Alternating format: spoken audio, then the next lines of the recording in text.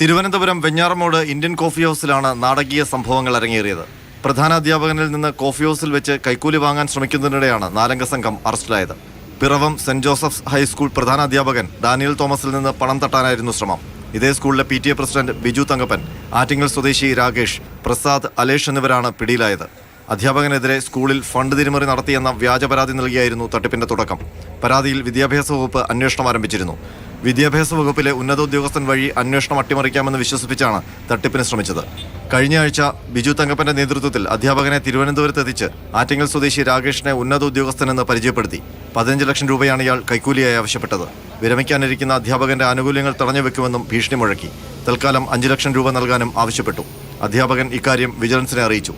Vigilance നിർദ്ദേശപ്രകാരം 2 ലക്ഷം രൂപയുമായി തിരുവനന്തപുരത്തെത്തിയാണ് സംഘത്തെ കണ്ടത്. 2 ലക്ഷം രൂപ വാങ്ങാൻ കോഫി ഹൗസിലെത്തുമ്പോഴാണ് വിജിലൻസ് നാലംഗ സംഘത്തെ കുടുക്കിയത്. നിലവിൽ നമ്മൾ 4 പേരെയാണ് അറസ്റ്റ് ചെയ്തിരിക്കുന്നത്. ഇവർ നമ്മൾ കുറേ വട്ടം കറക്കി. കാരണം വെച്ചാൽ ഇവർ ഇന്ന് ഉച്ചയോടുകൂടി തിരുവനന്തപുരത്ത് എത്തുമെന്നായിരുന്നു നമുക്കുണ്ടായിരുന്ന ഇൻഫോർമേഷൻ.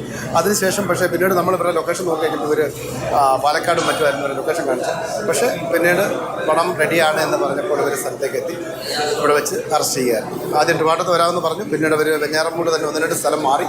അങ്ങനെ അതിനുശേഷമാണ് ഇപ്പോൾ ഇവിടെ ഇന്ത്യൻ കോഫി ഹൗസിൻ്റെ ഫ്രണ്ടിൽ വെച്ച് പണം കൈമാറുന്ന അവസരത്തിൽ ഈ 4 പേരെ ഇപ്പോൾ അറസ്റ്റ് ചെയ്തിട്ടുണ്ട്. അവരുടെ വണ്ടിയും കസ്റ്റഡിയിലുണ്ട്. വിദ്യാഭ്യാസ വകുപ്പിലെ ഉന്നതോദ്യോഗസ്ഥനെന്ന് പരിചയപ്പെടുത്തിയ രാകേഷ് ആറ്റിങ്ങലിൽ 2-വീലർ ഷോറൂം നടത്തുന്ന ആളാണ്.